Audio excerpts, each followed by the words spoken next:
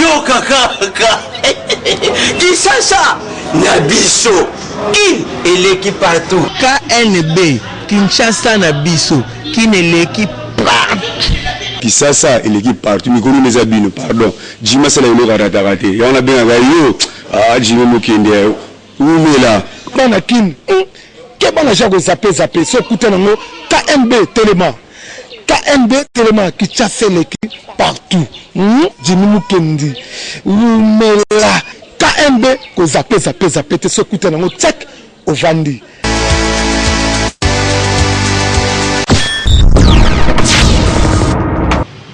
Mbote bakino peu bienvenue na numéro ya sika ya magazine na bino emesana kolobela bino ba réalité ya vie ya Kinshasa KNB.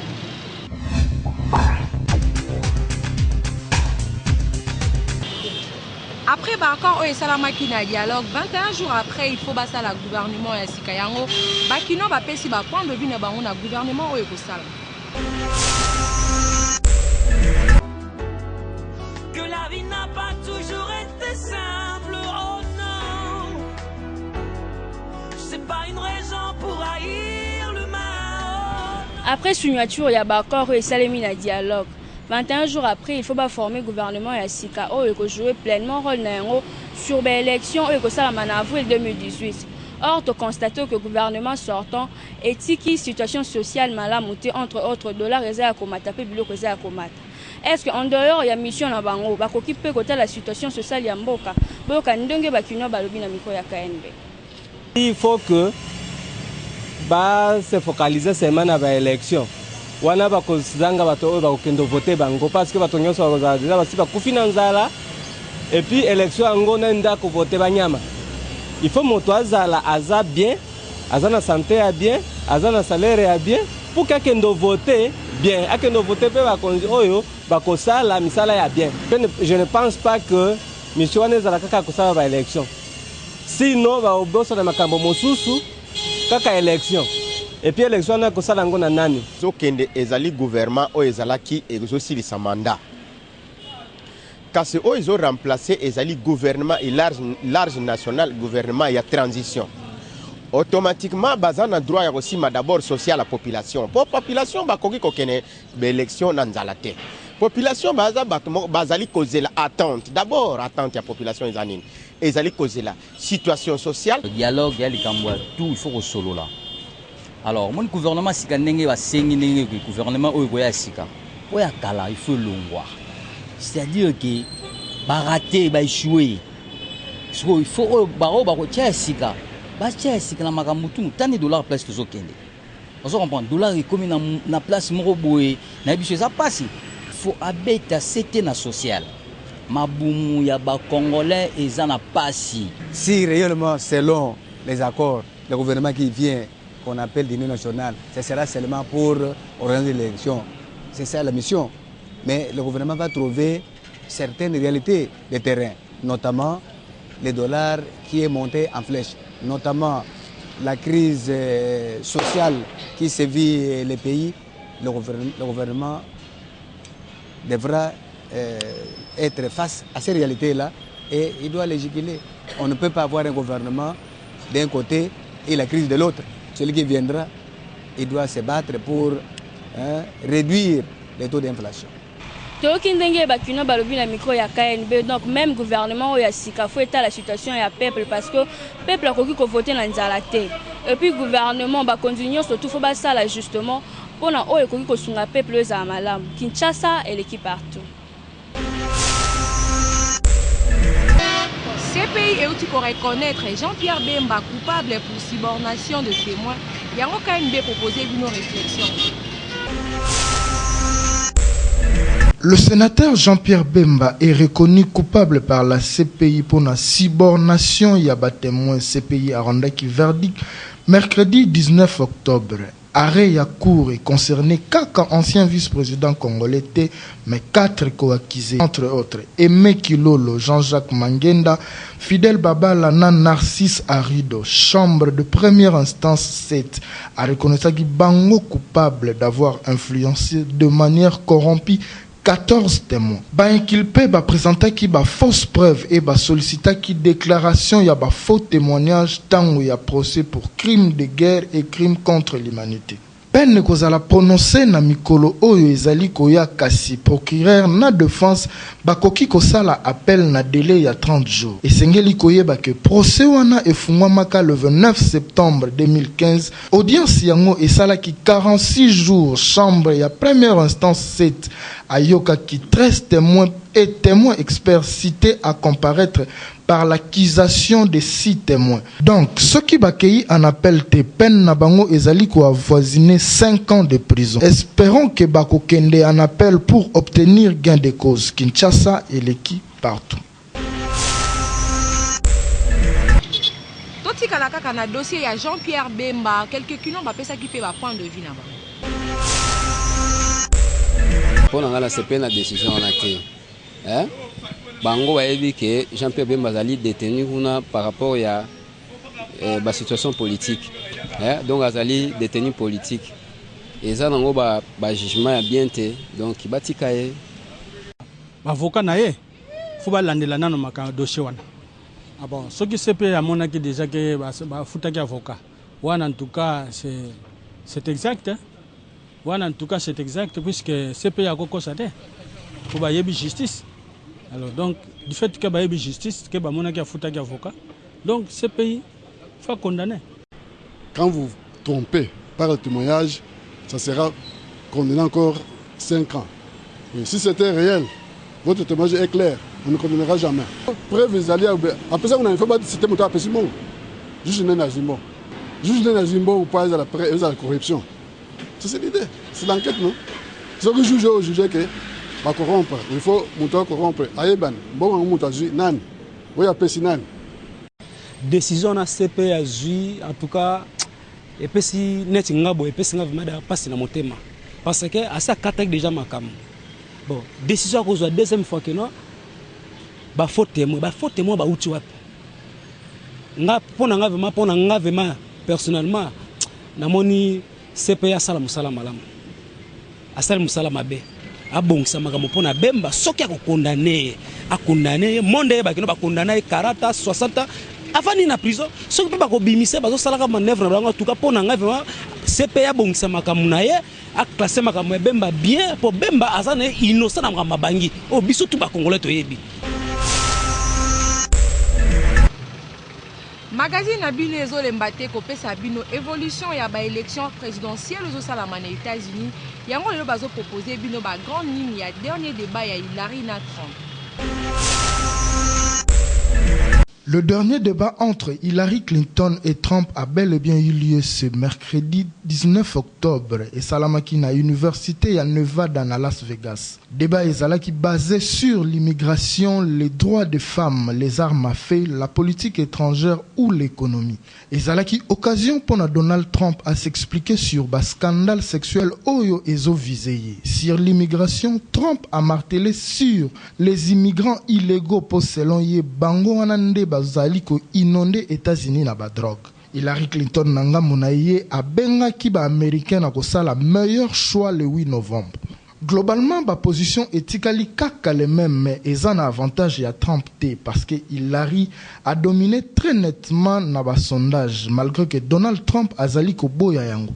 Les démocrates bazala qui n'a besoin de perdre avantage. La candidate démocrate a réussi à répondre à la sujet nyonso oyo et koka ki ko embarrassé. Après ce débat en termes de pourcentage, Hillary a zali au moins à 45% d'intention de vote contre 39 ya Donald Trump et 6 pour les libériens Garen Johnson. Mais esengeli ko retenir que na États-Unis mutu oyo a remporté la élection na Ohio yende abimaka président, un petit état mais très déterminant pour les élections. Donc rendez-vous le 8 novembre 2016 pour nakoyeba nani entre bango mibale akolonga pe akokoma président des États-Unis. Kinshasa et l'équipe partout. tosali constat na baentreprise mingi soki mutu azali na ekolo songolo eke mutu moko pa ye na ekolo na ye akofavorize ye makasi koleka mutu aza na ekolo mosusu.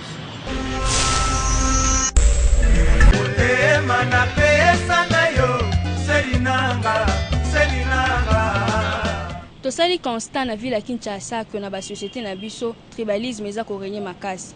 Lorsque yo luka musala soki chef wana za muluba yo za mukongo moya bazwa eza te. Oyo kandenge bakino ba déplorer comportement wana la micro ya KNB. Zo sala biso pasi pe mawa.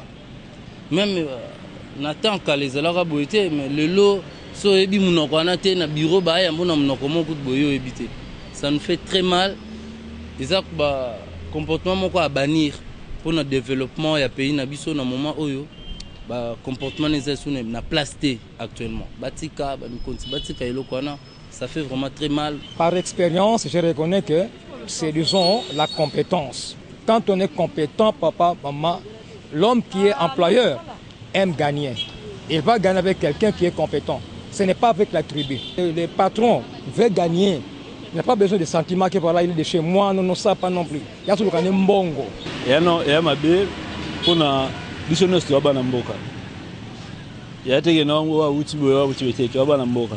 Mais là, hôtel de CFA, mon hôtel ya kinoa nini. Ata mu Congo, ata za muluba, ata nani. Je vais engager pour na, je vais engager, yepe mongo na ndozwa, ikosunga libota na ye.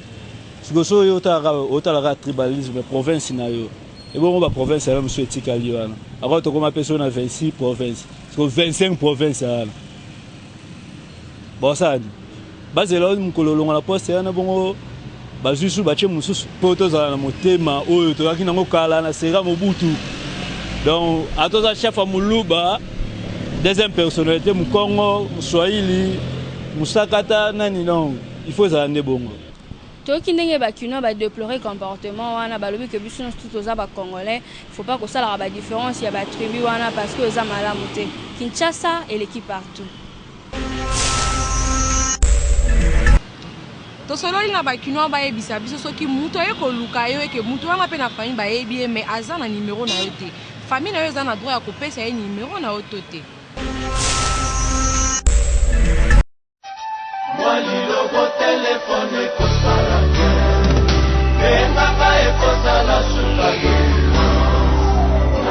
Kinshasa l'équipe partout lolo magazine est noté ko sera ba kino mais campo ko biso soki lelo ndeko na yo apesi numéro na en absence na yo pas mutu moko ayaki ko luka yo oko réagir ndenge nini ya na droit apesa numéro na nga so c'est important et ils ont un problème moi que non ils ont cop morayé mutu aza besoin na ça les commandements trop rapide deux ans mutu mo bazo be la grave les cas na droit apesa numéro na nga au bandana ndeni fonga mo la pesa autorisation que ceux qui nazate mutu tela koya bo benganga là au moins mais que pesa numéro na ngai privé naza numéro privé na numéro à service d'accord on affiche ka na ko pesa mutu mais numéro privé te au moins ceux qui ngamo na accordaki ndenge to accordaka ta la bakaye de communication à bana tozala ba numéro to tché na cahier de communication ça va wana école ko benga ou bien problème ou bien nini mais o ya privé penza mususu te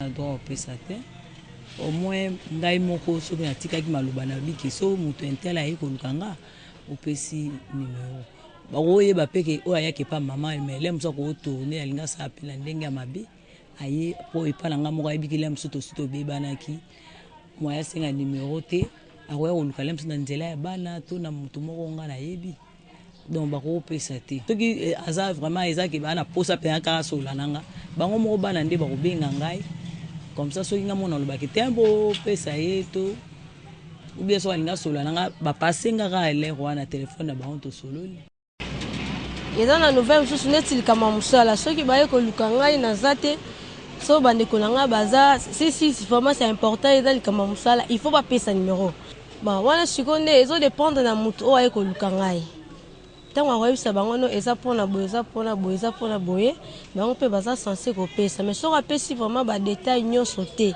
ayeka koluka ngai vraiment c'est pas important kopesa numéro eza vraiment na baconséquence néfaste te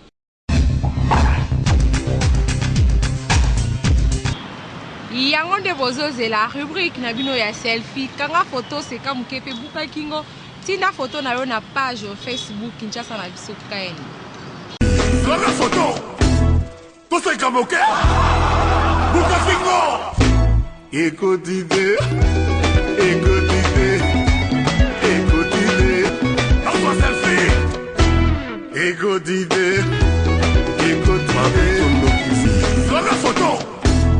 Tout c'est comme OK. Bukasingo. Écoute idée.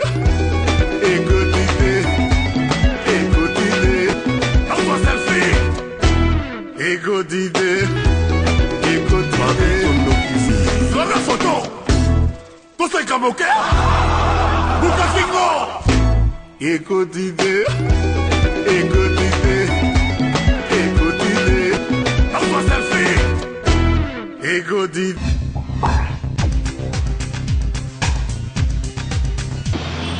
Bato mingi bazalaka na ba mauvaise habitude ya kosokola maboko te avant ali eloko yango KNB esaleli bino interpellation oyo na bato nyonso baneglijaka kosokola maboko.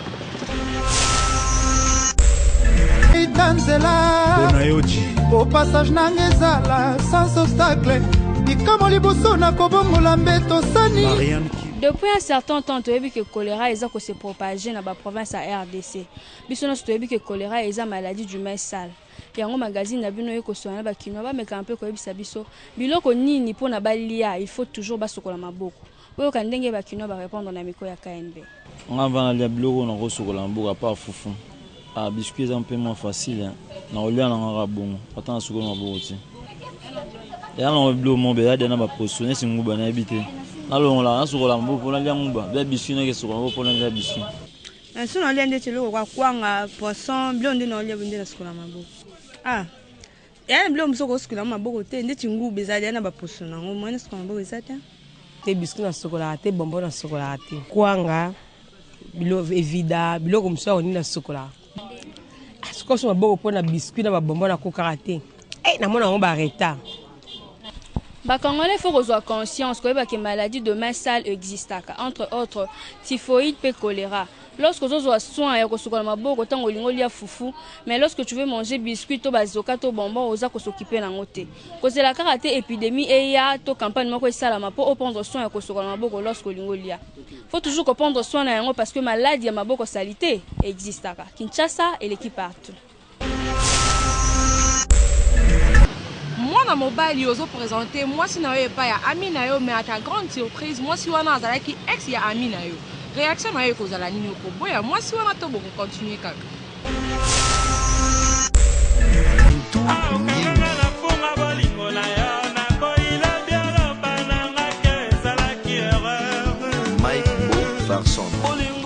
Kinshasa l'équipe partout, le magazine Nabino Teko Solana Mibali Baib Sabiso, ceux qui le lot présenté Muninga na mobile moi sinon et puis okoyeba que moi sinon wana adaki ex ya Muninga na yo est-ce que on continue amitié na yo na Muninga na yo wana to kokata amitié na bino boyo kamibali nde ba pesa ba point de vue na ba ki camarade na biso ko kufate pour na moi si mais moi si nde na ko na tika pour na ko bima jamais na moi si o Muninga nga bimino soit Muninga nga ko bima na moi so tenga bimina. Ah, ça ira bien, ça ira bien, ça ira bien. Nous avons été victimes de biloko mo les carabons kala, ça ira vraiment bien. Il y a un moment où mabala monsieur singa faut là que ça moi si déjà avant pour ba conséquences ces années c'est ba o wana. Na ko boya ki amitié parce que tant to kutana na camarade moi ça c'est la gité. Tant peut to kutana na moi c'est camarade c'est la gité. Donc amitié na biso na grand mo ba. Et ça ba kai yaka. Ça ba kai yaka pa bato.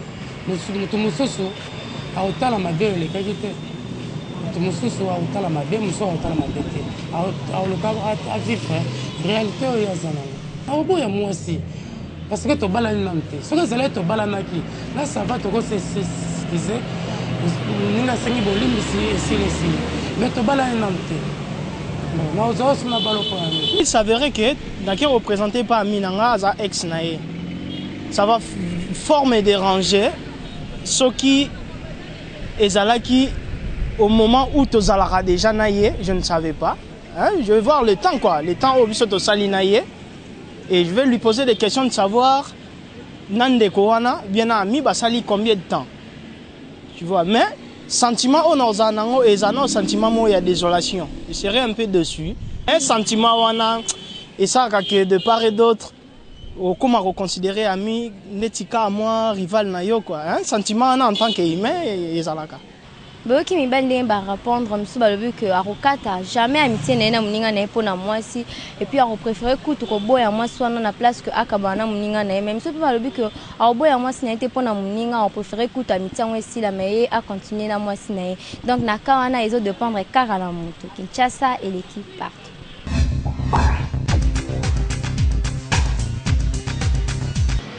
Force One Service, le seul représentant à Trust Company, ce que nous avons voiture, n'a eu bien, quel est le site n'a pas recours, et surtout que le paiement est au profit à mandam. Par ailleurs que chez Trust, des véhicules d'occasion de haute qualité avec moins de kilomètres dans notre stock. Vous y trouverez toutes vos marques préférées. Toyota IST, Toyota Passo, Mazda Demio, Toyota Yaris, Prado, Nissan Skyline et tant d'autres. L'équipe technique ne laisse rien au hasard avec plus de 60 points de contrôle pour vous assurer une conduite avec des véhicules en très bon état. Visitez le site www.japanesevehicles.com, faites le choix de votre véhicule et contactez Force One Service situé sur Colonel Ebea, numéro 56, immeuble Boncoin, côte à côte de la Napi, à 1 minute de l'hôtel de ville de Kinshasa. Ou appelez le 081 99 64 301. Email info@forceoneservice.com. Nous vous accompagnons dans toutes les étapes. Plaque d'immatriculation, assurance annuelle, transport Matadi Kinshasa et un service après-vente assuré. Un seul site, www.japanesevehicles.com. Force One, l'unique et le seul représentant de Trust en RDC. Docteur Tiedoné Ngoy a expliqué glaucome na ba méthode préventive nango bozo ba détail. Le glaucome est une tueuse silencieuse. C'est comme ça qu'on l'appelle. Parce qu'on ne ressent rien. Le malade ne se plaint de rien. Absolument rien. Donc il n'y a pas vraiment de signes comme tel. Elle est une maladie silencieuse. Elle évolue comme ça et elle surprend. Le traitement du glaucome, c'est d'abord, il repose sur un trépied, un traitement médical.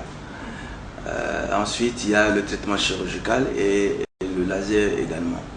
Donc, c'est le médecin qui est devant le malade qui choisit le type de traitement qu'il peut administrer suivant l'état du malade. Parce que le glaucome, si on le diagnostique beaucoup plus tôt, ça ne tient à rien que le médecin aille directement dans la chirurgie. Il va voir avec son malade comment, suivant les moyens dont dispose le malade. Mais sinon, c'est un traitement d'abord médical, mais c'est un traitement médical à vie. C'est ça qui est le plus important à relever. C'est un traitement médical à vie. Et très souvent, nous avons de sérieux problèmes avec les patients. Vous avez diagnostiqué qu'il a cette maladie. Lui, il dit qu'il voit bien. Et vous lui demandez de mettre les gouttes tous les jours. Mais souvent, dans le suivi, il y a des réels problèmes. Lorsqu'on a atteint 40 ans, il faut que toute personne, ne fût-ce qu'une fois par an, puisse se faire examiner, puisse se faire prendre de l'attention, ne fût-ce qu'une fois par an, à partir de 40 ans. Parce que quand cette tension est élevée, vous ne ressentez rien, il n'y a rien. Mais entre-temps, c'est le nerf qui est en train d'être détruit. Et je donne un exemple. Lorsque vous regardez un arbre, l'arbre a des feuilles. Lorsqu'une feuille tombe, c'est rien, vous n'allez pas remarquer qu'une feuille tombe, mais une feuille tombe, une deuxième feuille va tomber aussi. Et c'est comme ça que le nerf est détruit, petit à petit. Donc, il faudra, ne fût-ce qu'une fois par an, qu'on se fasse prendre l'attention de l'œil.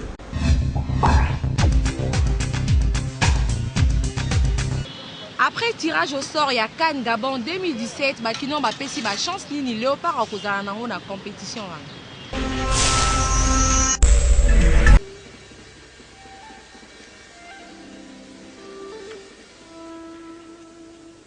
La République démocratique du Congo démocratique. Les Léopards Les Léopards vainqueurs en 78 17 participations. عام 68 Ils ont battu la Centrafrique. و74 في تصفية هزموا أفريقيا الوسطى. CAF auti kosala tirage au sort au na groupe C tozali na Maroc, Côte d'Ivoire, Togo na République démocratique du Congo. Yango to ko tuna ba kino ba biso chance nini ba Léopard baza na ngo na groupe wana. Équipe beta ibengeza te quoi. Équipe beta biso ya te mama. Toi trop si on sakanate. Na ba Jordan Botaka bazana attaque poison. Ba bolase. Po biso ba Congolais toi trop si tout to ke du monde.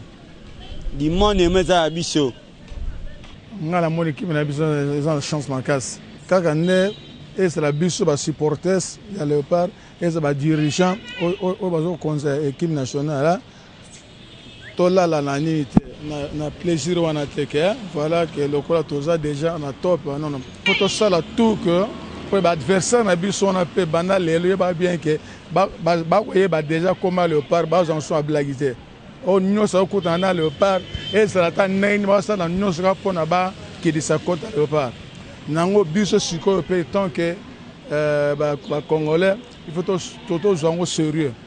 Le roi ana mai oyo Léopard kako ya biso to sala ya za na mutu kasa mundele ya bia ayebinde ba vanjaka. Una groupe wana déjà to beta dana ba groupe mususu. Ta de su to kutana entraîneur sunani Claude Roy. Yokutu azamwa na shebiso. Donc on a assis na ba joueur na biso maramnyo surtout et donc au Italie d'ailleurs gouvernement na mamba sport donc tout ça normal. To bima 3e ya touro to bima premier donc na assir. Chance à gagner match wana to comme musika c'est parce que tout ça ba joueur ya bien ya sûr. Hein to comme musika na ba match to beta na Léopard. Tout ça sûr na ba joueur na biso. Hein tout sûr na ba joueur na biso. Oui chance ya makasi ezali au gagner pour toi ba joueur bien. Ndena zolo ba joueur ya bien bazali oyo ba beta bale wana poto gagner.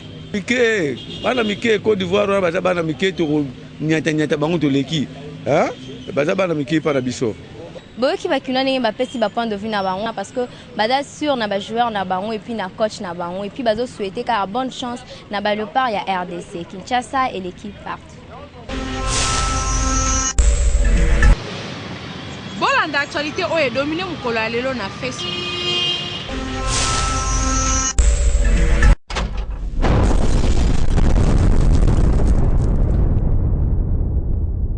Banda actu Facebook ya lelo na réaction ya secrétaire général ya MLC F Bazaïba après deuxième condamnation ya Jean-Pierre Bemba accusé de subornation ya ba témoin. Alobi que ezalaki prévisible pe a qualifié procès wana de pédagogique à l'encontre des seigneurs de guerre.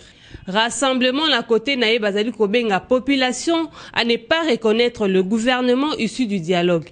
Mais ba internaute mususu balobi que bazali d'accord na likanisi wana te. Adolphe Muzito na côté na ya pesi ba raison o esali ke a signé ba accord ya dialogue te. D'après Steve Kavouata, porte-parole ya Muzito a évoqué que plan ya décaissement ya fond pour na réorganisation ba élection isa définité. Yango ba internaute ba mutuni soki Muzito azali ko kanisa yango tribune tonini. Fatou Bensouda azali procureur ya CPI atindi batunae pour na ko interpeller ba politiciens sur ba événement o esalamaki le 19 na le 20 septembre.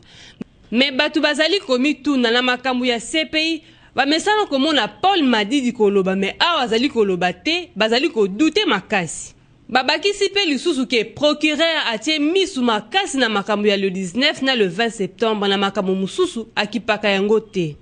200 MP contre FC Renaissance Fibo eza derby ya lelo na ville ya Kinshasa. Ba sportif ba mituni na mama na mwana nani ya kozwa 3 points.